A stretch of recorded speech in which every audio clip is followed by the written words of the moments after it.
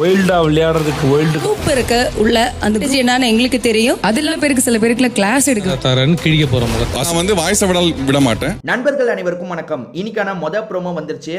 ப்ரோமோலயே wild card போட்டியாளர்கள் யார் யாருன்றதை காமிச்சிடுறாங்க. ஏற்கனவே தனித்தனியா இன்ட்ரோ கொடுத்துட்டாங்க. அவங்க தனித்தனியா இன்ட்ரோ கொடுத்ததுக்கு காரணம் என்ன தெரியுமா? சோசியல் மீடியால இவங்க தான் வரப்போறாங்கன்றது 100% உறுதியா வந்துருச்சு. சரி, எதுக்கு மறைச்சு வைக்கணும்ன்றதுக்காக தான் இவங்க 4 பேர் சம்பந்தப்பட்ட ப்ரோமோவை எப்பயோ காமிச்சிட்டாங்க. இன்னைக்கே இவங்க வீட்டுக்குள்ள நுழைய போறாங்க. சூப்பர், எனக்கு தெரிஞ்சு சூப்பர். அதனால தான் கலையரசனை நேத்தே தூக்கிடலான்றதுக்காக தூக்கிட்டாங்க போல. அதே மாதிரி இன்னைக்கு சிலர் எவிக்ஷன் இருக்கும்னு சொல்றாங்க. எவிக்ஷன்லாம் இருக்க வாய்ப்பு இல்லை. அதாவது ஓட்டிங்ல அடுத்த லெவல் கம்மியா இருக்கவங்கள தூக்க வாய்ப்பு இருக்குன்னு சொல்றாங்க. அதாவது அரோரா தான் அப்படி பார்த்தா வருவாங்க. ஆனா அவங்கள தூக்க வாய்ப்பு இல்லைங்க. இந்த வைல்டு கார்டு என்ட்ரிஸ் மட்டும் தான் இருக்கும். ஸோ வைல்டு கார்டு என்ட்ரிஸா யாரெல்லாம் வந்திருக்கா ஏற்கனவே நீங்க பார்த்தது தான். திவ்யா கணேஷ், சாண்ட்ரா, பிரஜின், இதை தாண்டி அமித்.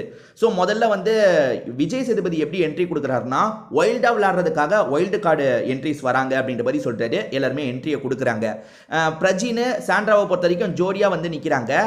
சாண்ட்ரா என்ன சொல்றாங்கன்னு பார்த்தீங்கன்னா, உள்ள எல்லாருமே குரூப்பா விளையாடிட்டு இருக்காங்க. முதல்ல இதை உடச்சி விடணும். நாங்கள் வெளியே இருந்து எல்லாத்தையும் பார்த்துட்டு தான் இருக்கோம். நல்லா அனலைஸ் பண்ணி தான் உள்ள போக போறேன். என்கிட்ட ஒரு கேம் பிளான் இருக்கு அப்படின்ற மாதிரிலாம் இவங்க சொல்லிட்டு இருக்காங்க.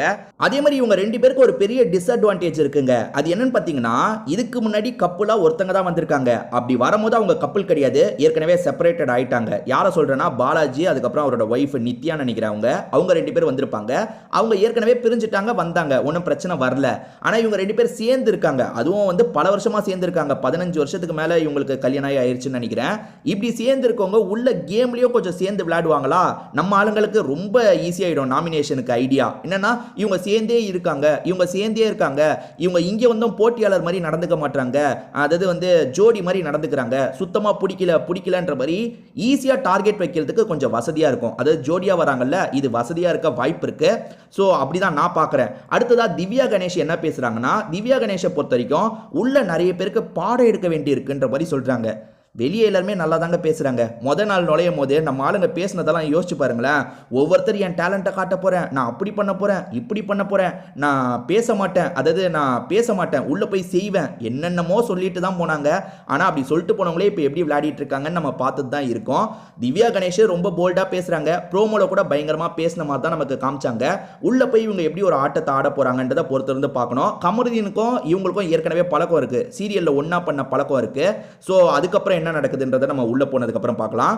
இதை தாண்டி பிரஜின் சாண்ட்ரா பேசிட்டு இருக்கும் போதே ஒரு விஷயத்த சொல்றாரு. சார், உள்ள போனதுக்கு அப்புறம் பேச்சு கீச்சலாம் கிடையாது சார், கிளிக்க போறேன் சார், அவங்க மாஸ்கை கிளிக்க போறேன்னு சொல்றாரு. பாப்போங்க, பிரஜின் அப்ப போனோனே சண்டையை இழுக்கலாம்னு நினைக்கிறாரு போல. என்ன நடக்குது அப்படின்றத பார்ப்போம். அடுத்ததா அமித் என்ன சொல்றாருன்னா, சார் நான் வாய்ஸ் அவடாலாம் விட மாட்டேன் சார், நான் உள்ள போய் ஸ்ட்ரெயிட்டா பண்றதை பாருங்க அப்படின்ற மாதிரி சொல்றாரு. அதாவது பிரஜின் பேசினதுக்கு அப்படியே ஆப்போசிட்டா இவர் பேசுற மாதிரி இருக்கு. சாண்ட்ரா பிரஜினை முதல்ல உள்ள அனுப்புறாங்க. அதே மாதிரி அமித், திவ்யா கணேஷ் உள்ள அனுப்புறாங்க. ஏறக்குறைய 4 பேருமே கொஞ்சம் பக்கத்துல போற மாதிரி தாங்க இருக்கு. நீங்க ப்ரோமோவோட முடிவுல பாத்தீங்கன்னா 4 பேருமே ஏறக்குறைய ஒரே டைமிங்ல தான் உள்ள போற மாதிரி இருக்கு. இந்த வைல்டு கார்டு என்ட்ரிஸ்க்கு போனோனே ஒரு சவால் இருக்கு. அதை மட்டும் பிக் பாஸ் கொஞ்சம் தளர்த்துனா நல்லா இருக்குங்க. ஏன்னா இன்னைக்கு இவங்க ஞாயிற்றுக்கிழமை என்ட்ரியை கொடுக்குறாங்களா, நாளைக்கு திங்கக்கிழமை எல்லாரும் நாமினேட் பண்ணலாம்ல.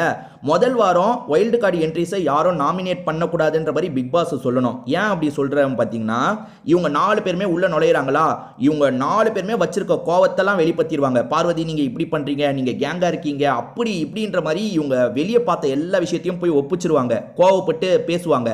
ஸோ எல்லாருமே இவங்க மேல அஃபண்ட் ஆயிடுவாங்க. என்னடா இவங்க வந்தோன்னு நம்மளை இப்படி பேசுறாங்க, என்ன நம்ம குறை பண்ணா இவங்க எப்படி விளையாடுறாங்க பார்ப்போம். எல்லாருக்குமே கோவம் வந்துடும். அப்படி கோவத்தோட நாளைக்கு நாமினேஷன் வரும்போது ஏறக்குறைய இவங்க 4 பேரையும் நாமினேட் பண்ணி விட்டுருவாங்க. அது நடக்கக்கூடாதுன்னா வாரம் இவங்களை நாமினேட் பண்ணக்கூடாதுன்னு பிக் பாஸ் சொல்லணும். பிக் பாஸை பொறுத்த வரைக்கும் சில சமயம் அப்படி சொல்லுவாரு, சில சமயம் அப்படி சொல்லாமையும் இருப்பாரு. யோசிச்சு பாருங்க, வாரம் வீட்டுக்குள்ள வந்தோடனே நாமினேட் பண்ணுங்கலாம் பிக் பாஸ் சொல்லியிருக்காரு. எங்க நாள் வீட்டுக்கு ஒருத்தரை பத்தி எப்படி புரிஞ்சுக்க முடியும்? ஸோ வைல்டு கார்டு என்ட்ரிஸ்க்கு இந்த ஒரு ஃப்ரீடத்தை தரணும். ஏன்னா கண்டிப்பா இவங்க போறவங்க என்ன பண்ணுவாங்கன்னா, எல்லார்கிட்டையும் பிரச்சனை பண்ணுவாங்க.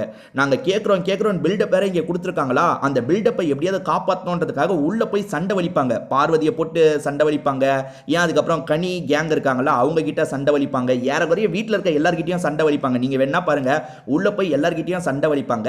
அப்போ ஆப்வியஸாக நாளைக்கு என்ன தோணும், இவங்கள தான் நாமினேட் பண்ண தோணும். ஆனால் வந்து பிக் பாஸ் கண்டிப்பாக இதை பண்ணணுங்க.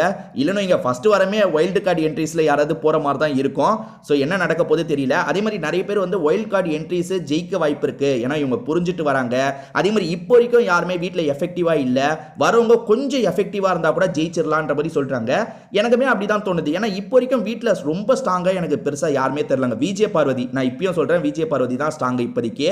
ஸோ உள்ளே வரவங்க யார் விஜய பார்வதியை அடிக்கிறாங்களோ அவங்க ஜெயிக்க வாய்ப்பு இருக்குது. நம்ம பொறுத்திருந்து தான் பார்க்கணும். உங்கள் கருத்தை சொல்லுங்கங்க.